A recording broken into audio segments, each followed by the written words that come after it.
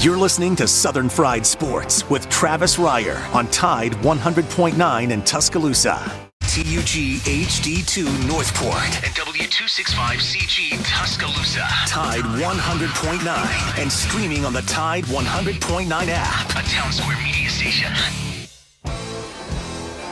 This is Southern Fried Sports with Bama Online senior analyst Travis Reier on your home for Alabama sports. Tide 100.9 and streaming on the Tide 100.9 app.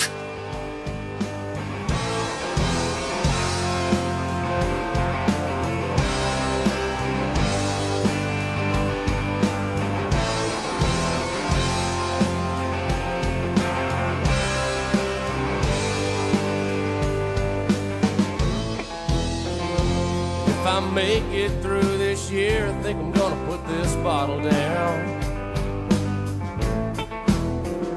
I guess as time goes on, I'll grow to miss it less than I will now. And I think I'm gonna tell her that I'm gonna go away for a while,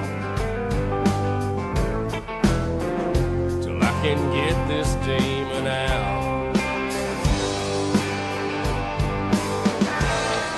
It is 11 a.m. on a Wednesday morning. It is time once again for Southern Fried Sports on your home for University of Alabama Athletics. Tide 100.9 FM. Travis Reier, senior analyst for BamaOnline.com, with you each and every weekday morning from 11 a.m. until noon.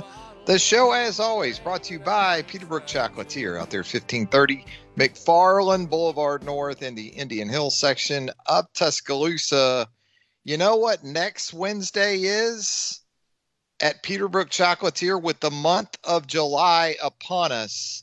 Each and every Wednesday during the month of July, you can swing by Peterbrook Chocolatier, pick up a free scoop of that outstanding gelato, the Italian ice cream, as Pops refers to it as.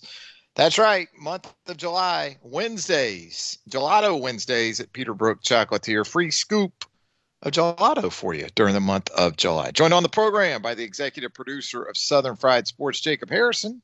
And together we combine to form the 60-minute boom of Sports Talk Radio. How are you, Jacob, on this hump day?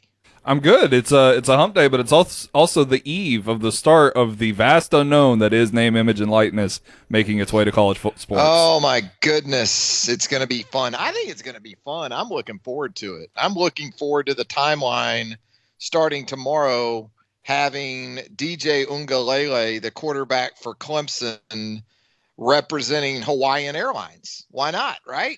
That makes plenty of sense. Who knows? Who knows what tomorrow might bring for us? You're right. It's kind of Christmas Eve-ish in that regard. We'll talk about some of that with Cecil Hurt coming up in our very next segment. Of course, Cecil joins us on Wednesdays here on the program. Among the many topics we'll get into with Cecil, good old name, image, and likeness. I've got some questions. You know, what if a sponsor, and I'm guessing the universities would like this, what if a sponsor wants a specific student athlete to appear on a radio show or a television program on a weekly basis, sort of like what we see in the National Football League? You know, different markets, different teams. You've got the star players who have their own television shows on a weekly basis. Podcasts are obviously very hot right now. How do you balance that within your sports information protocols in terms of availability for student athletes? You know, Alabama very selective in who it puts forth, especially from the football perspective. So a lot of unknowns as we venture into name, image, and likeness. How about Hey Coach on a Thursday night in November that Bryce Young has a weekly spot on? Huh? Well, you know, if you're Alabama in that scenario, you're controlling, I guess, the content first and foremost, and you're still getting paid from the sponsors who might want to have that type of presence on a show. We'll see. And also shoe and apparel deals. You know, is that going to be available to student athletes moving forward? Because we know what the Nike money means to athletic departments around college athletics, Alabama being chief among those. That Nike money, that Under Armour money, is Bryce Young going to be able to say, well, you know what? I'm wearing Adidas. That could be a problem. Could be problematic. I'm guessing those will be among the issues that'll be worked out in the coming days and months. But those shoe and apparel deals, licensing in general, right? I guess if you're playing for the university, they can control that in terms of the licensing and the branding that is first and foremost belongs to the university. Oh, man. This is why I don't venture down that name, image, and likeness rabbit hole all too often. 205-342-9904. That is the Peterbrook Chocolatier studio line. If you would like to jump on board with us, you are more than welcome to do so. College World Series, we've got it. One game left in the college baseball season, and why not have a couple of the blue bloods when it comes to collegiate baseball from the Southeastern Conference. One game for everything tonight out in Omaha, as Mississippi State in game 2 of the championship series of the College World Series last night put a 13-2 hammer on the Vandy Whistler. You didn't hear the Vandy Whistler as much last night, did you?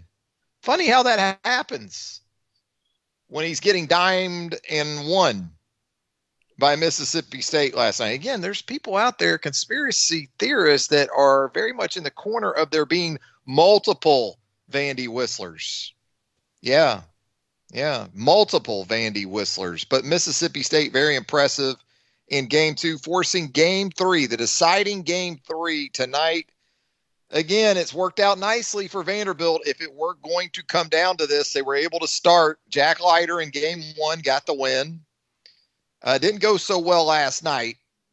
More so because Vandy defensively, uncharacteristically for that program, very, very shaky. Walks and errors last night, a real problem for the Commodores. But Kumar Rocker set to go tonight for Vanderbilt on 4 days rest. We'll see how he responds to that. And then when you look at Mississippi State, likelihood of it being more of a Johnny Holstaff situation, although its top option right now, Will Bednar, is expected to be available. Maybe not for an extended start or 6-7 innings, but if you can get 4 or 5 out of Bednar and then get it to your closer, Landon Sims, who is one of the very best in college baseball, you got a shot tonight if you're Mississippi State. Again, this isn't a Vandy team. You think about the pitching matchup and you think, wow, that's a big advantage for Vanderbilt with Kumar Rocker expected to go. But this isn't a Vandy team that loses a lot of baseballs when it comes to its prowess at the plate. Vandy hitting right around 200 as a team for the 2021 College World Series. Amazing. It speaks to, again, the abilities of primarily Leiter, Kumar Rocker, and the back end of that pitching staff, too. They get the ball into the late innings. They're very good. Vanderbilt is. Got a couple options coming out of that bullpen. And their arms are rested as well. That was big for Mississippi State last night to win in a convincing manner and be able to save Landon Sims. Didn't need to close the game with him. So you expect him to be good to go. And you talk about Bednar and Sims together. You know, they combined for 21 strikeouts in a win over Texas last week at the College World Series. So would have loved to see those two if you're Mississippi State on the bump at various points during tonight's ball game. 205-342-9904. I'm speaking of baseball. You know what I got next week? You know what I'm doing? I'm going back to the hometown of the university that bestowed an honorary degree upon me back in December. At least that's the way I took it. You know, the last trip I made up to the Windy City ended up at Northwestern University Hospital, got Stan the Stent added to the mix back in late December. I take that to mean I am a proud alum now of Northwestern. Okay, maybe I'm reaching on that.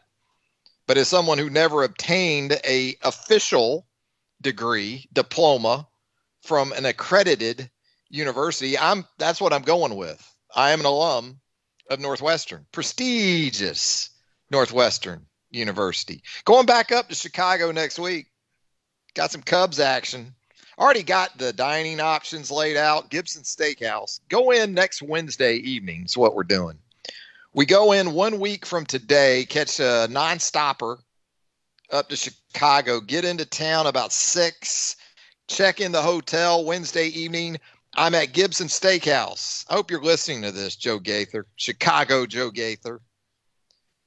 By 8:30, I'm going to be at Gibson Steakhouse. All right. Get up Thursday morning. Going to do the architectural boat tour through the city of Chicago. I've done it a couple times. It doesn't matter. You can do that tour if you've ever done it, or if you've never done it in Chicago, you need to do it. It's outstanding. A lot of insight, a lot of history into the city of Chicago. Some incredible architecture there in downtown Chicago. Also, they have full bar on those boats, just in case you get a little thirsty on the architectural tour.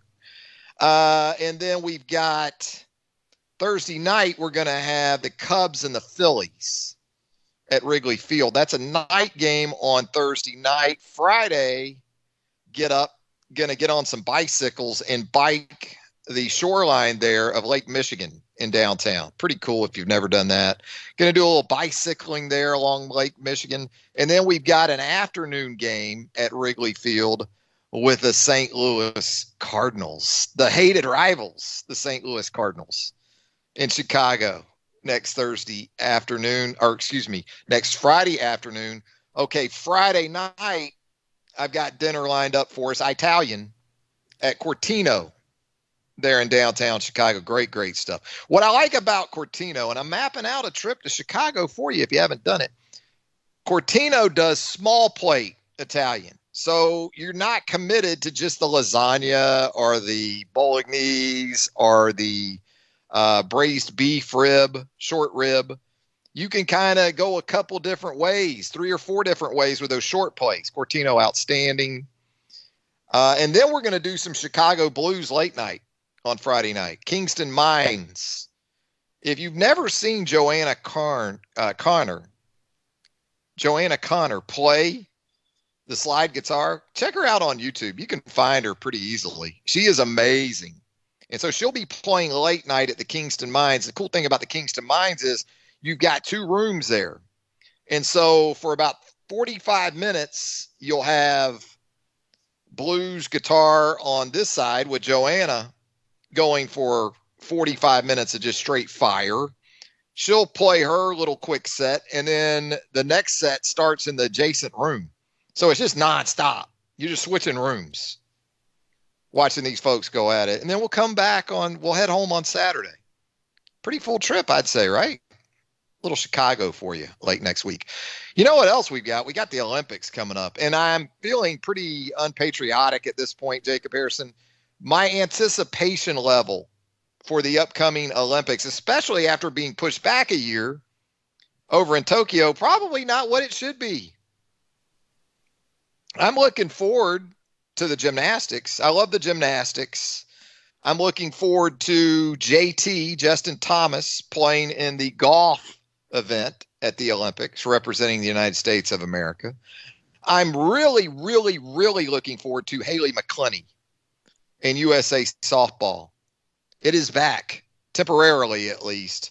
USA softball, Olympic softball could be just an epic showdown between host Japan and visiting USA on the softball diamond as we move throughout that tournament.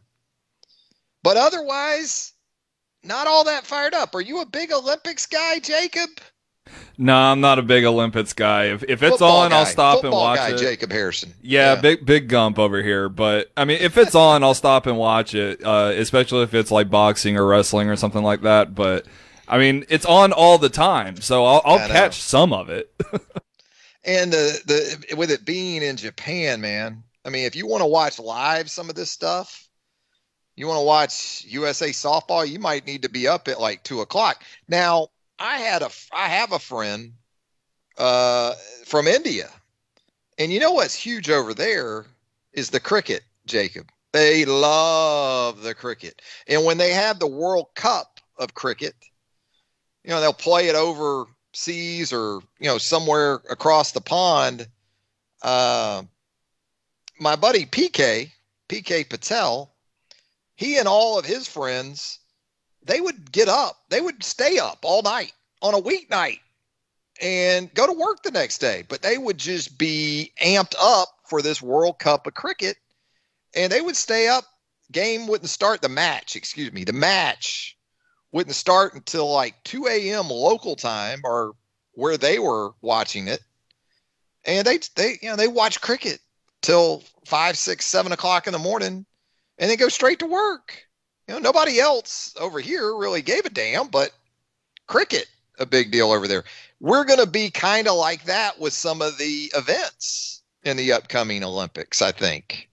You're going to have spoilers out there. The social media going to be so strong. It's going to be tough not to have some things spoiled for you unless you're just willing to be up all hours of the night checking it out live. 205-342-9904 is the Peterbrooke Chocolatier studio line, and we're going to go to it coming up next with Cecil Hurt of the Tuscaloosa News and Tidesports.com when a Wednesday edition of Southern Fried Sports continues on right after this. Touchdown! Alabama wins! The Alabama football countdown clock is driven by Crawford Insurance, Tuscaloosa's low-cost auto insurer. Call 752-6489 for a free quote today. Roll Tide! Roll Tide! There are 66 days until Alabama football. Apply. Tide 100.9 Tuscaloosa weather. Partially sunny, warm and humid. Scattered showers and thunderstorms around through the evening hours. The high today 90, tonight's low 70. Tomorrow a mixture of clouds and sunshine, and again the chance of scattered showers and thunderstorms. The high 89. I'm James Spann on the ABC 3340 Weather Center on Tide 100.9. It's 84 degrees in Tuscaloosa. Tide 100.9. For more coverage of Alabama football, visit us at Tide100.9.com or download the free Tide 100.9 app. The Crimson Tide will not be denied.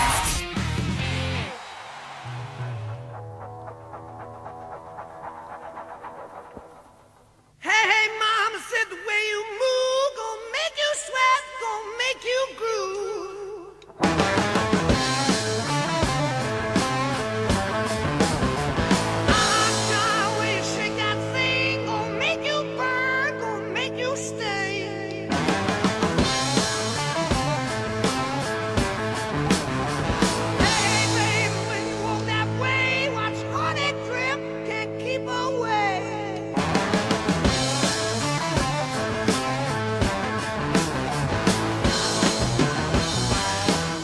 More of a Wednesday edition of Southern Fried Sports right here on Tide 100.9 FM. Travis Ryder, Senior Analyst for BamaOnline.com with you. And it's that time on Wednesdays when many times over these last 5 years, we have brought on Cecil Hurt, sports editor and columnist, of course, for the Tuscaloosa News and Tidesports.com with Led Zeppelin serving as the soundtrack there, Cecil. I think that's a favorite of yours. It has been, right?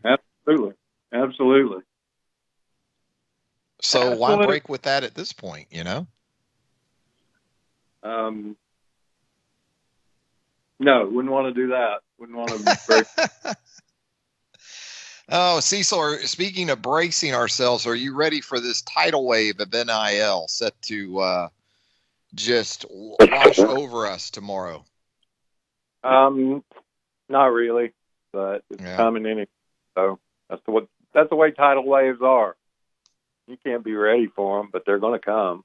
So, it'll be interesting. It'll be interesting in several sports. I think people will pay the most attention to football, but it'll be interesting in basketball too. So,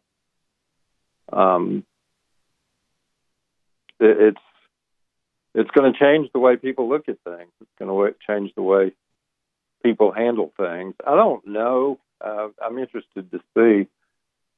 All the universities, including Alabama, are offering their own service counseling, to help kids out. But I don't know that these independents aren't going to tell them they can make them a better deal. So we'll see how that works out. Of course, if you go through Alabama, then maybe you can, if you go independent, then you're not going to have any shot of using the trademarks, the stadium, the uniform, etc. So that'll see. And I just don't know that the shoe companies or they're going to go top end people, and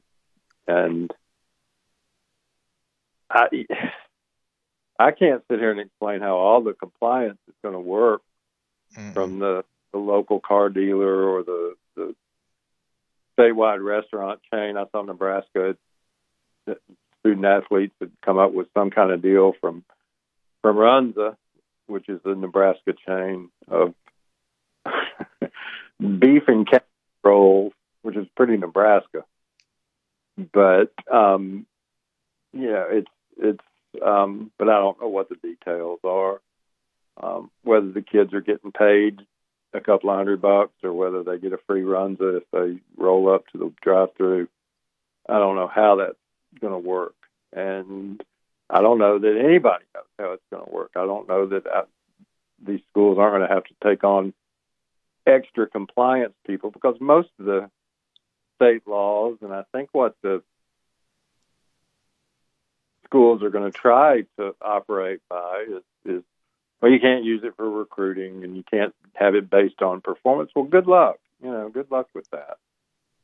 So we'll see. But yeah, I would be shocked if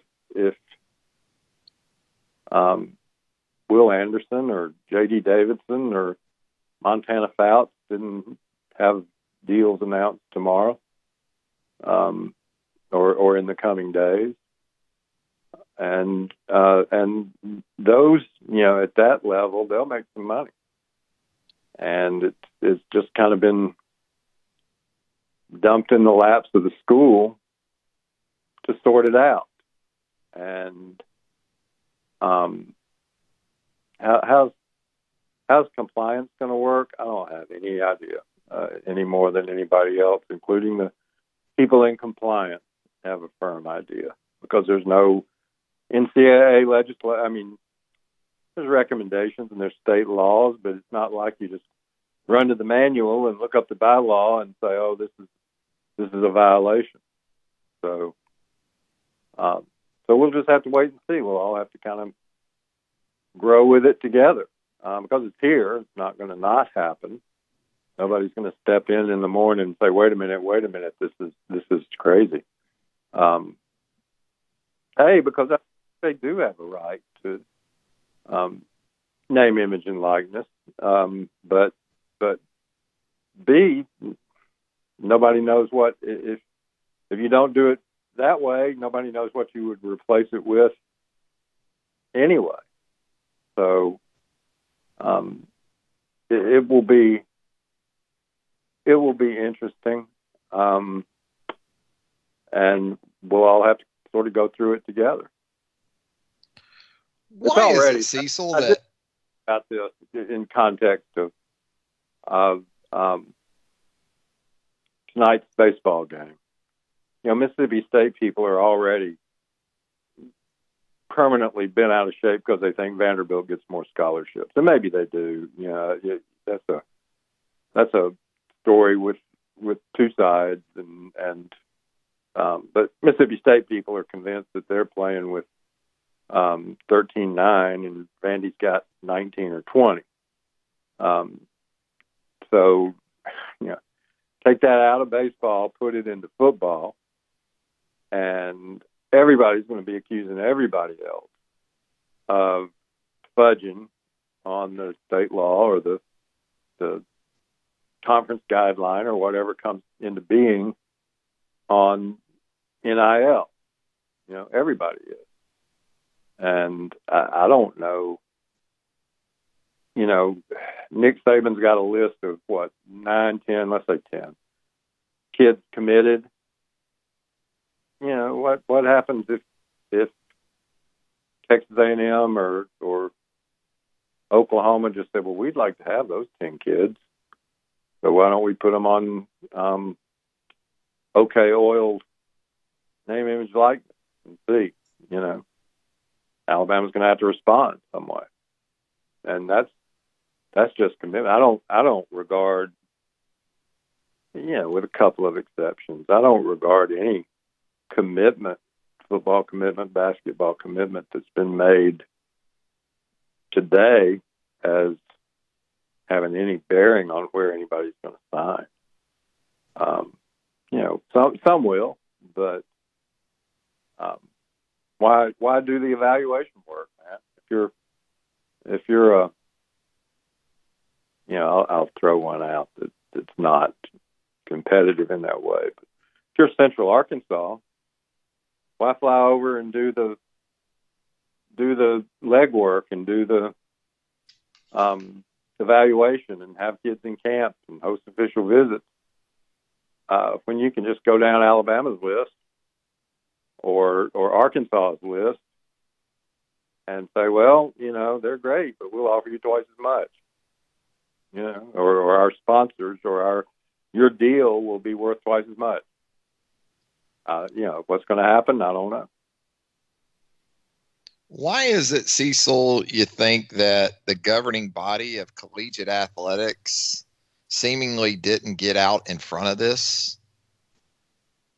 While the individual universities seem like they did, or they have, but the governing body of collegiate athletics, what do you think has happened there? For a long time, they've been let's separate what the NCAA is from what it's not. First of all, they don't govern football. That's true. Second of all, what they have and have had is $1 billion property in that basketball tournament, and that's what more or less pays for everything. But it's a organization that at one time, in its existence, was put in place to enforce rules and make sure 50 years ago that 100 years ago that Congress didn't decide the sport was too violent or too dirty and couldn't police itself, and either do away with it or lock it into the Ivy League model or have an absolute free market. Well, nobody wanted a free market, and so it came into existence because the schools want things that way and have wanted it. That's who makes up the NCAA, and nobody at the institutional level that got dragged in chains to do this. They all participate. Because of the issues, they didn't want Teddy Roosevelt saying Princeton couldn't play football anymore. But B, the basketball tournament got to be so lucrative that everybody wants a piece of that and wants part of that. And a lot of budgets that makes or breaks them. But the NCAA also took its slice of that pie. They've got the trade and still have the trademark on that, the operating rights, if that's what you want to call it, to that. So everybody's kind of fat and happy, for many, many years. And I think they obviously overestimated the prowess of their legal teams. They've paid a lot of institutional money, money that ultimately comes from the schools to attorneys who've just gotten thumped right along the way. So I think that's a part of it. and I don't think they really anticipated that happen. I don't really think until maybe 6 months ago that they thought that was going to happen. But it did. It has. And it's, when you get an organization like that, Travis, and they're involved in hundreds of things, and they're generating, they're $1 billion enterprise because of the basketball tournament and certain other incomes. It's an oil tanker, man, and it takes some time to turn around.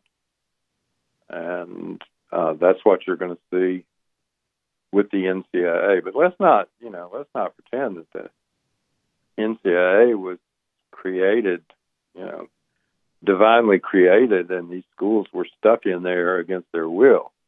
This is the school's creation. So, but everybody was happy going along and didn't expect times to change. You get older and you get entrenched, and by that I mean the NCAA as an institution, and you think everything is going to be the way it was when you were a kid, when 25 years ago, when the bowls were handing out the money and everything was good, everybody was doing well, and the athletes were getting scholarships, and but they weren't getting paid. So it's going to open up some ramifications for athletes, some tax ramifications. All this NIL money is taxable. Don't think that's not going to happen. Don't think some quarterback's $100,000 means $100,000. It's taxed. It may create, we'll see, a situation where the scholarship benefits that they get are also taxed. Again, all of that remains to be. There's no collective bargaining for the players right now. They may try. Certainly, some entities will try to unionize or create some sort of collective bargaining. And now let me tell you, that one gets to the Supreme Court, and you got a different, this 9-0 ruling that you just saw, you got a different possibility given the stance of some of these justices on unionization than 9-0. Believe me, you would have to overcome a couple of obstacles there to get to 5-4. So I don't know how that's going to work. We're just going to see a lot of litigation on various fronts. And again, I know fans don't want to hear it. All the fan wants to do is sit down, turn on his television set on September the 4th, and watch Alabama and Miami. And whoever's out there playing, that's if they've got those clean Alabama uniforms, that's who's playing. They've got the orange and green. That's their team. But I imagine Derek King is going to have a pretty good NIL deal. Some of those other Miami guys, and some of it's just guesswork. And now that is particularly true in basketball, but in football too. You might want to make a deal that and these kids have to be careful, because you sign a deal in college that sounds great, but it's a 5-year deal, and you're a first-round draft choice, but you're still in that 5-year endorsement deal with Pepsi, and all of a sudden you're at way under market for a professional athlete. So so much goes into it, but so I look forward to some of it tomorrow. Tomorrow will be I think it'll be a frenzy in a way, a media frenzy, certainly, almost like National Signing Day. Look at this, Spencer Rattler's got this at Oklahoma. And Bryce Young got this at Alabama, and JT Daniels got this at Georgia. But it's a double-edged sword. It's a double-edged sword. And I'm curious how Nick Saban's going to. That was my next question. Coaches in general, but with an emphasis on Nick Saban, how does this get handled? Because so much of the talk, the narrative is about the team dynamic. That's got to be a bigger challenge moving forward, doesn't it? It does. And all of a sudden, he's got to know who can get what deal. And when a guy comes in and sits down and says, Coach, Georgia, the varsity's offered me a sponsorship deal. I'm going to be endorsing Chili Dog. He's got to be able to. It's when he's got to pull the Archibald's card right then and there, Cecil. Yeah. If Chili Dogs are the competition, come on, Cecil. There you go. But but if they're paying $50,000 a year for Chili Dog, yeah, they taste a little better, don't they? Yeah, and then things are different. Frosted orange, And at the end of this season, when somebody goes 5-7, people are going to have questions, and I think that Nick Saban has always been adaptable. I think he'll be adaptable to this, but it's going to take. It's going to be interesting. It's going to be really interesting from a recruiting standpoint and from a team management standpoint. For his whole time at Alabama, for his whole coaching career, he's had that carrot out there that do right, do what we tell you, we'll prepare you. 3 years, you can make some money, real money. And now, how do you deal with the guy that says, "Well, I'm making $25,000 for Chili Dog," so why do I really want to go in there and bust my butt? So it's something that'll have to be dealt with. I think at the Alabama, Clemson, Ohio State, Georgia, Oklahoma level, Texas, it'll work out, but it'll be very different. One of the many other things I think it'll change is recruiting in the recruiting industry to an extent. And look, let's be honest, the Rivals 150 or whatever, I'm just throwing out, most of them are going to go to those elite schools anyway, always have. But now, if you're Southern Miss, why bother? Why worry about high school kids unless there's one in Hattiesburg or Laurel?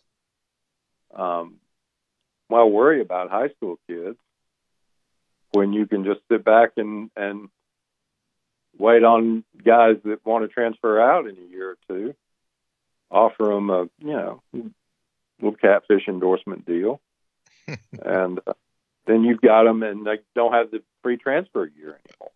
And also, if you take the high school kids and do a good job of developing them, they're probably headed somewhere else.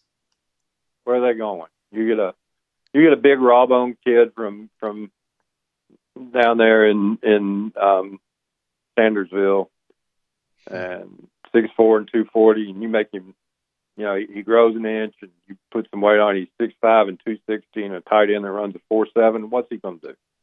Yeah, got the one-time transfer rule now to go along with all this, right? What's he going to do? And I'm not saying anybody's going to tamper with him, but he's got a buddy that goes to Auburn, and he's got a buddy that goes to Alabama, and he's got a buddy at Ole Miss. But man, we got it good here, And these coaches, Saban, he's putting guys in the NFL. Kiffin, he's putting, Ole Miss putting receivers in the NFL. What's that tight end going to do? Yeah. Cecil, let's talk some hoops because we're still trying to figure out exactly what this 2021-2022 men's basketball roster at the University of Alabama is going to look like. Josh Primo, by all accounts, has been impressive throughout the draft process, but Jaden Shackelford, I guess, still out there as well. He is, and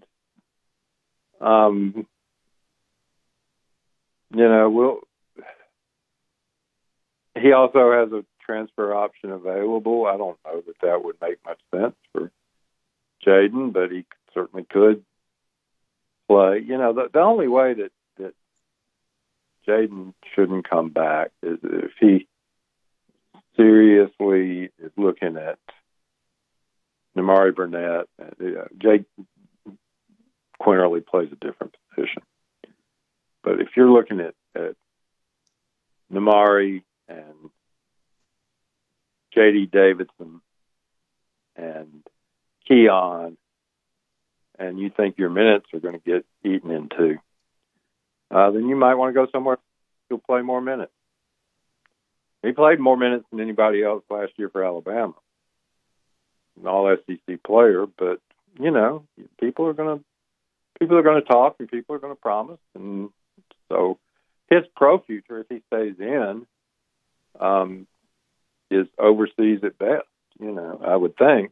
I mean, NBA didn't invite him in. G League didn't invite him in. So,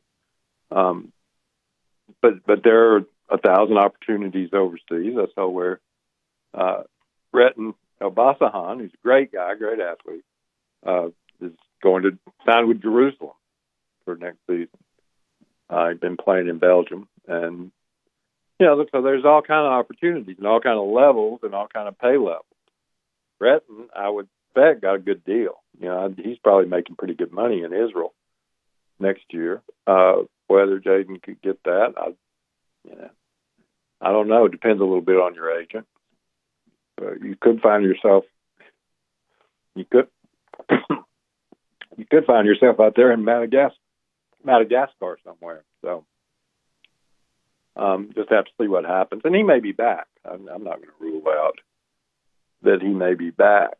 But if he's not back, it may tell you a little something about what he thinks about his playing time. And if he and Josh both don't come back, then Nate Oates has a scholarship. And there's still guys out there, plenty of guys pop into the portal every day, believe it or not. So you just have to see what would transpire. But we'll know. Excuse me. At least we'll know that one about 7. Yeah, speaking of hoops, we got a regional team in the conference finals this year in the Atlanta Hawks, who tied up that Eastern Conference Finals series last night with the Milwaukee Bucks at 2 games apiece, 110-88. The Hawks without Trae Young, but Sweet Lou Williams doing his thing along with Bogdan Bogdanovic. Those two combined for 41 last night to push the Hawks past Milwaukee. Unfortunately, knee injury for Giannis, the Greek Freak. We'll see, learn more about that. A little bit ominous sounding after he went out last night. With a regional team at this point in the NBA playoffs, is your NBA playoff consumption, Cecil, up, about the same? Where does that sit for you?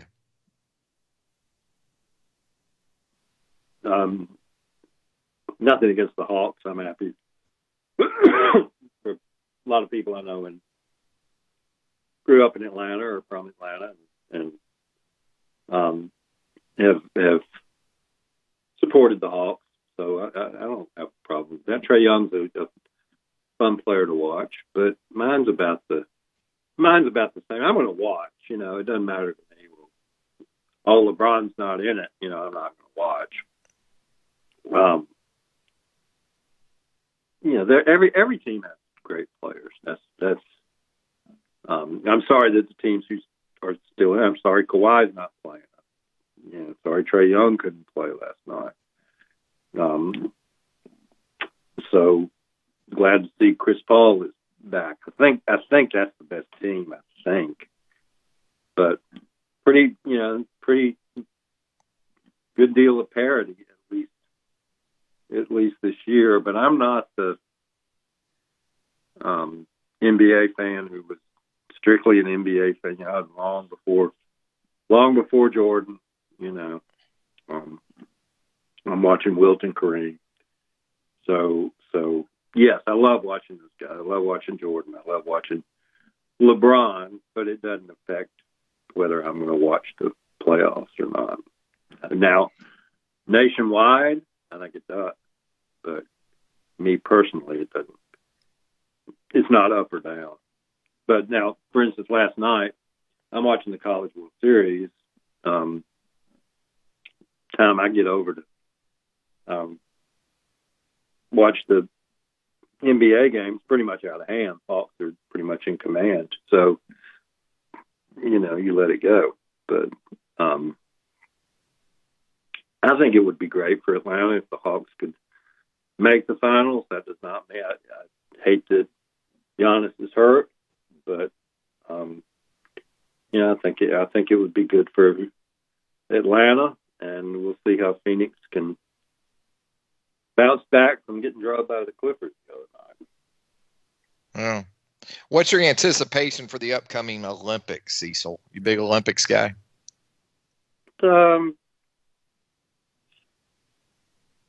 Travis, for one thing, since I've been working, as a kid, I remember those 72 and 76 Olympics almost better than I do any recent Olympics. 80 for me, the Miracle on Ice, right? Lake Placid. That I'm with you on that. For me, even if they're in August, during my working life, it's football season. Yeah. I'm busy, so it's hard for me to sit down and watch. I will make this. If Carl Lewis was running or if Usain Bolt is running, I'll watch that. And that's nothing against. If Simone Biles is on, I'll watch Simone Biles, probably the great athlete of our generation. I have some interest, obviously, in the fairly large contingent of athletes that Alabama is sending to Tokyo, some university connection or other. I don't even know, but I don't know that if I can knock out 3 hours a day to watch JT play Olympic golf. If I can do that. I got that one for you, Cecil. Don't worry. I've got that one covered for us. All right. Good. But, I'm interested, but I could name more performers from 72, 76 than I could from 2012, 16. And that's no knock on anybody. Just, it comes in football season. Sometimes it's in September, right? Wasn't it in? Yeah. And then in September, what am I going to do? Yeah. So it's true.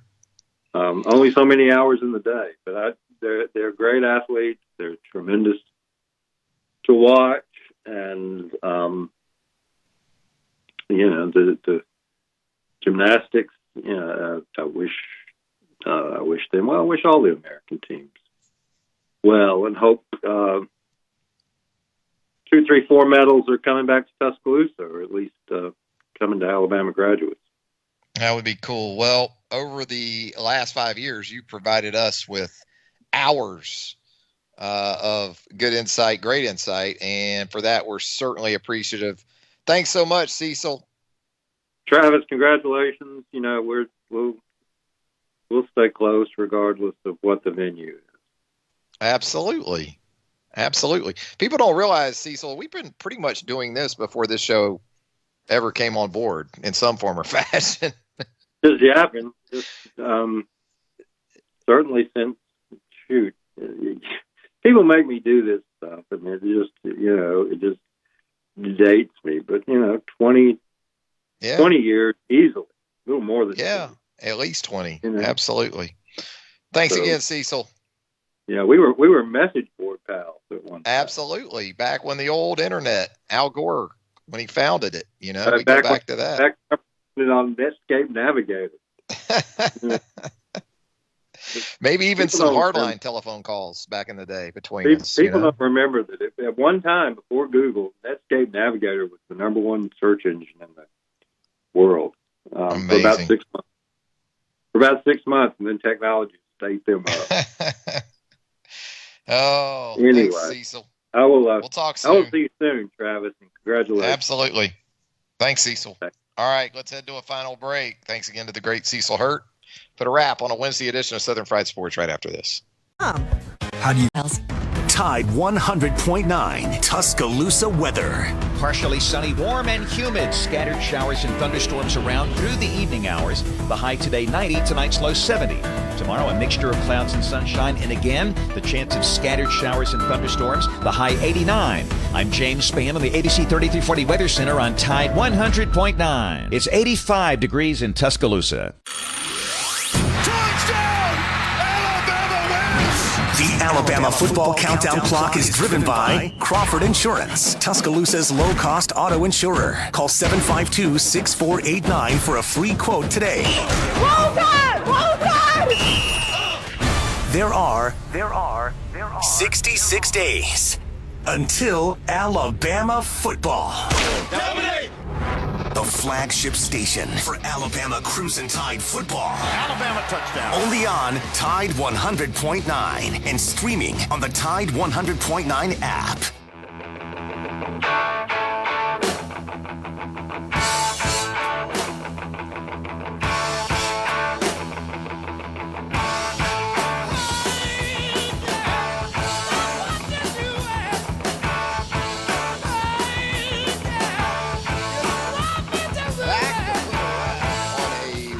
Edition of Southern Fried Sports. Thanks again to Cecil Hurt, sports editor and columnist, of course, for the Tuscaloosa News and TideSports.com. Always a good time having Cecil on the program. Always as insightful, beyond insightful, when it comes to collegiate athletics, sports in general, really, and certainly where the University of Alabama is concerned.